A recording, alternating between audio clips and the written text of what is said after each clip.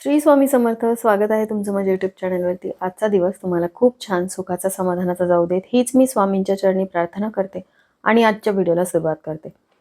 तर आजच्या या व्हिडिओमध्ये मी तुमच्यासोबत घर होण्यासाठीचे 2 प्रभावी उपाय शेअर करणार आहे. यातील जो उपाय तुम्हाला जमेल तो तुम्हाला करायचा आहे.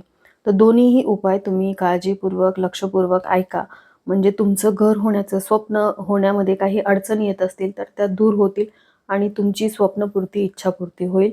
एवढा हा प्रभावी उपाय आहे. तर चला व्हिडिओला सुरुवात करूया. पण त्याआधी जर तुम्ही माझ्या चॅनलवर पहिल्यांदा आला असाल तर हा व्हिडिओ आवडला तर व्हिडिओला लाईक करून चॅनलला सबस्क्राईब करायला विसरू नका. तर बघा, तुमच्यापासून माझ्यापर्यंत प्रत्येकाचं स्वप्न असतं ते म्हणजे घर. घर पहावे बांधून असं म्हणतात ना, ते काही खोटं नाहीये. कारण घर घेण्यासाठी प्रत्येक माणूस धडपडत असतो. आता आपलं एकत्र कुटुंबामध्ये जर घर असेल तर अशा वेळेस आपल्याला असं वाटतं की आपल्या स्वतःच्या कमाईचं सुद्धा आपलं एक असं स्वतंत्र घर असावं. आणि ज्यांचं आधीपासूनच एखादं घर असेल त्यांना असं वाटतं की अजून एखादं छोटंसं घर व्हावं. तर ह्या घरासाठी आपण कष्ट घेत असतो, मेहनत घेत असतो.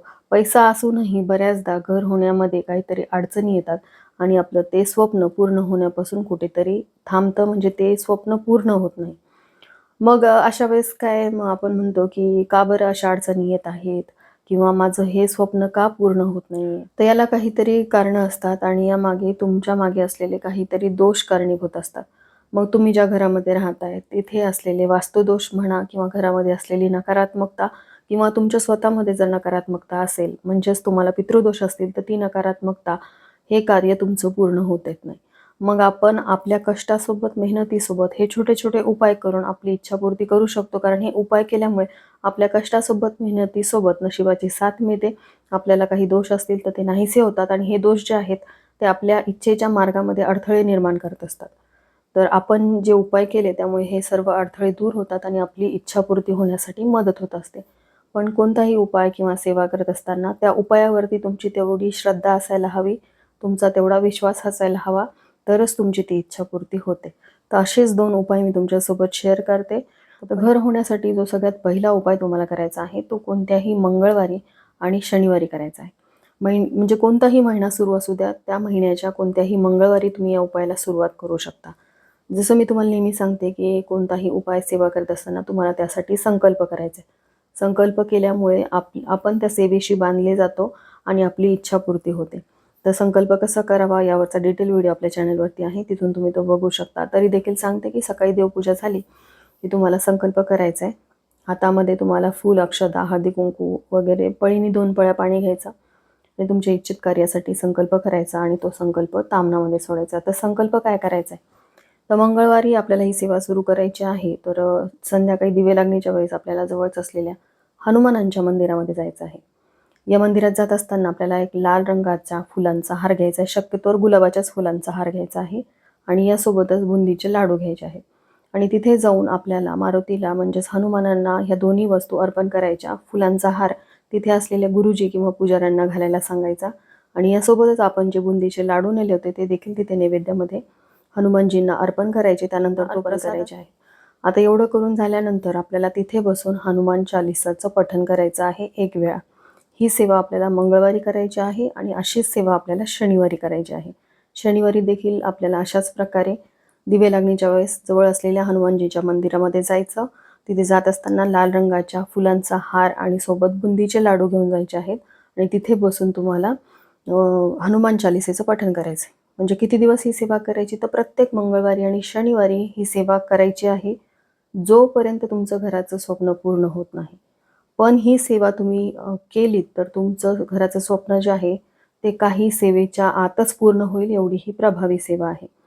तर बघा, तुम्ही कष्ट मेहनत तर करणारच आहात. घरासाठी तुमची जी काही धडपड आहे ती तुमची सुरूच असणार आहे. त्यासोबतच तुम्ही जर हा उपाय केलात तर 1 वर्षाच्या आतच तुमचं घर होईल. अनेकांना या उपायामुळे अनुभव आलेला आहे. नक्कीच करून बघा. तुम्हाला देखील अनुभव येईल आणि 1 वर्षाच्या आतच तुमचं हे घराचं स्वप्न पूर्ण होईल. फक्त संकल्प केल्यापासून प्रत्येक मंगळवारी आणि शनिवारी तुम्हाला ही सेवा करायची आहे. आता मंदिरातच का? कारण घरी आपण तसेही हनुमानजींची सेवा उपासना करत नाही. हनुमानजींचा फोटो आपल्या देव्हाऱ्यामध्ये नसतो आणि मंदिरामध्ये घरापेक्षा कितीतरी जास्त पटीने सकारात्मकता असते. तिथे बसून आपण ही सेवा केल्यामुळे आपली स्वप्नपूर्ती होते, आपली इच्छापूर्ती होते. आणि घरासाठी जर तुम्ही स्वप्न उराशी बाळगून असाल तर तुमची ही इच्छापूर्ती 100% होतेच. एवढा हा खात्रीशीर आणि प्रभावी उपाय आहे. आता मंगळवारी आपल्याला हनुमानजीच्या मंदिरामध्ये जाऊन ही सेवा करायची. तर ही सेवा कोण करू शकतं? स्त्री-पुरुष दोघंही ही सेवा करू शकतात. त्यासोबतच तुमची मुलं असतील किंवा मुली असतील, ते देखील घरासाठी ही सेवा करू शकतात. आता बऱ्याचशा हनुमानजीच्या मंदिरामध्ये स्त्रियांना प्रवेश नसतो, तर अशा वेळेस मग पुरुषांकडून ही सेवा करून घ्या, तुमच्या मुलाकडून म्हणा, पतीकडून. आणि ज्या मंदिरांमध्ये स्त्रियांना अलाउड केलं जातं, तिथे तुम्ही स्वतः ही सेवा केली तरीही चालेल.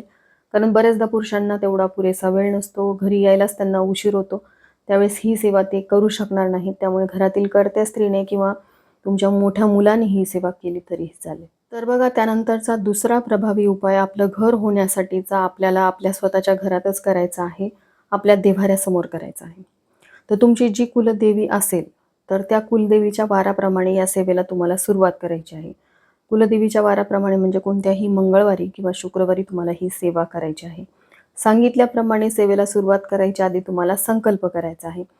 तर संकल्प करायचा आणि या सेवेला सुरुवात करायची. तर सेवा काय करायची आहे, तर तुम्हाला आपल्या देव्हाऱ्यात असलेल्या कुलदेवीच्या फोटोसमोर, मूर्तीसमोर किंवा टाकासमोर एक शुद्ध गाईच्या तुपाचा दिवा प्रज्वलित करायचा आहे. तुमची इच्छा व्यक्त करायची.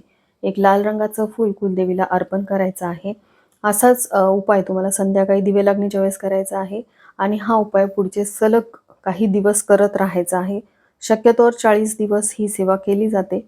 पण 40 दिवसाच्या आत तुम्हाला नाही अनुभूती आली तर ती सेवा तुम्ही कंटिन्यू करू शकता. पण 40 दिवसाच्या आतच बऱ्याचशा लोकांना याचा अनुभव आलेला आहे.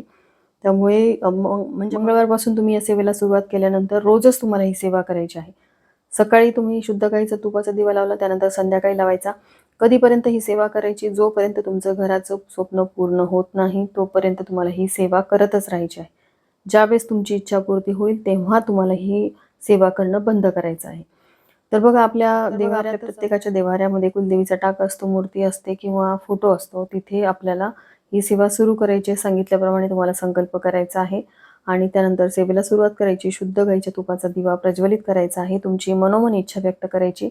एक लाल रंगाचं फूल तुमच्याकडे अवेलेबल असेल तर ते कुलदेवीला अर्पण करायचं. नसेल तर तुम्ही विकत आणून ठेवा. रोज एक लाल रंगाचं फूल तुम्हाला आवर्जून कुलदेवीला अर्पण करायचं आहे. आता सकाळी अशा प्रकारे सेवा केल्यानंतर संध्याकाळी परत तुम्हाला त्याच निरांजनीमध्ये शुद्ध गाईच्या तुपाचा दिवा लावायचा आहे. निरांजनी ही शक्यतोवर तुमच्याकडे जर चांदीची निरांजनी असेल तर ती वापरा. जर नसेलच चांदीची तर मग इतर कोणत्याही धातूची वापरली तरीही चालेल. पण जेवढे दिवस तुम्ही हा उपाय करणार आहात तेवढे दिवस तुम्हाला तीच निरांजनी वापरायची आहे. आणि रोज वापरत असताना तिला स्वच्छ धुवून घ्यायचं आणि त्यामध्ये जळालेल्या ज्या फुलवाती आहेत त्या तुम्हाला एका डबीमध्ये जमा करायच्या आहेत. कारण त्यावरती आपण सेवा केलेली आहे इच्छापूर्तीसाठी. त्यामुळे एखाद्या छोट्याशा डबीमध्ये त्या जळालेल्या फुलवाती जमा करा. आता कधीपर्यंत ह्या ठेवायच्या? जोपर्यंत तुमची इच्छापूर्ती होत नाही. यासोबतच अजून एक सेवा करायची आहे. प्रत्येक मंगळवारी किंवा शुक्रवारी, आता तुमच्या कुलदेवीच्या वाराप्रमाणे तुम्हाला मंगळवारी कुलदेवीला नैवेद्य अर्पण करायचा आहे. मंगळवारी तुम्हाला कुलदेवीसाठी उपवास करायचा आहे. जर तुमची कुलदेवीचा वार हा मंगळवार असेल तर मंगळवारी उपवास करा आणि जर तुमच्या कुलदेवीचा वार हा शुक्रवार असेल तर शुक्रवारी उपवास करा. कोणत्याही एका वारी उपवास करायचा आणि त्या दिवशी संध्याकाळी आपल्याला उपवास सोडण्याआधी कुलदेवीला खिरीचा नैवेद्य अर्पण करायचा आहे. कारण खीर जी आहे ती आपल्या कुलदेवीला अतिशय प्रिय असते. यामुळे कुलदेवीची कृपादृष्टी आपल्यावरती राहते. आणि यासोबतच आपल्याला कुलदेवीला तांबूल अर्पण करायचं आहे. तांबूल हा देवीचा अतिशय प्रिय असा नैवेद्य आहे. तांबूलाशिवाय देवीची सेवा पूर्ण होतच नाही. तांबूल नसेल तर मग तुम्ही पानाचा विडा अर्पण करू शकता. 2 पानं घ्यायची, त्याला कात चुना लावायचा, सूप, त्यानंतर खडीसाखर त्यामध्ये टाकायची, वेलची टाकायची आणि वरती तुम्हाला लवंग लावायची आणि हा विडा जो आहे तो तुम्हाला कुलदेवीला अर्पण करायचा आहे. असंच तुम्हाला प्रत्येक मंगळवारी करायचं आहे. मंगळवार, शुक्रवार दोन्ही वारी करू शकता किंवा फक्त मंगळवार करू शकता. आता ह्या पाण्याच्या विड्याचं काय करायचं, तर पानाचा विडा घरातील कर्ता पुरुष जो आहे तो त्यांनी खायचा आहे किंवा घरातील कर्त्या स्त्रीने खायचा आहे. दुसऱ्या दिवशी रात्रभर तो विडा तसाच कुलदेवी समोर ठेवायचा आणि दुसऱ्या दिवशी म्हणजेच बुधवारी किंवा शनिवारी तुम्हाला तो विडा खाऊन घ्यायचा आहे. आता त्यानंतर तुम्हाला कुलदेवीची आरती करायची आहे. मंगळवारी ज्यावेळेस तुम्ही आरती कराल त्यावेळेस घरातील सर्व कुटुंबियांनी तिथे आरतीला हजर असणं आवश्यक आहे. मग तुमचे सासू सासरे असतील, तुमची मुलं असतील, सगळ्यांनी कुटुंबियांनी तिथे हजर राहायचं, आरती करायची. ही सेवा करून बघा आणि तुमची इच्छा मनोमन कुलदेवीसमोर व्यक्त करून बघा. या सेवेमुळे तुमची इच्छापूर्ती होतेच. म्हणजे काही दिवसाच्या आतच तुम्हाला अनुभव येतो. बऱ्याचशा लोकांना 40 दिवसाची सेवा केली आणि त्यातच त्यांना त्यांच्या घराचं स्वप्न पूर्ण झालंय याची प्रचिती आलेली आहे. तर आता मध्येच तुमचा मासिक धर्म आला तर मग तेवढे दिवस स्किप करायचे आणि पुढे ही सेवा सुरू ठेवायची आहे. ही सेवा तसं तर स्त्री पुरुष दोघंही करू शकतात. पण पुरुषांना वेळ नसेल तर घरातल्या कर्त्या स्त्रीनी ही सेवा केली तरीही चालेल. आता हे 2 उपाय मी तुमच्यासोबत शेअर केले, ज्यामध्ये हनुमानांच्या मंदिरामध्ये जाऊन तुम्हाला सेवा करायची आहे किंवा तुम्हाला घरीच कुलदेवीची सेवा करायची आहे. यातील जी सेवा तुम्हाला सोपी वाटते ती तुम्ही करू शकता. करून बघा. 100% खात्रीशीररित्या तुमचं घराचं स्वप्न हे पूर्ण होईल. फक्त या सेवेवरती, उपायावरती 100% तुम्ही विश्वास ठेवा. विश्वास असेल तर तुमची इच्छापूर्ती होईलच. तर चला, झालेली सेवा मी स्वामींच्या चरणी अर्पण करते. इथेच व्हिडिओचा एंड करते. व्हिडिओ आवडला असेल, हेल्पफुल वाटला असेल तर लाईक, शेअर, सबस्क्राईब करा. भेटूया तशाच एका नवीन व्हिडिओसोबत. तोपर्यंत सर्वांना श्री स्वामी समर्थ.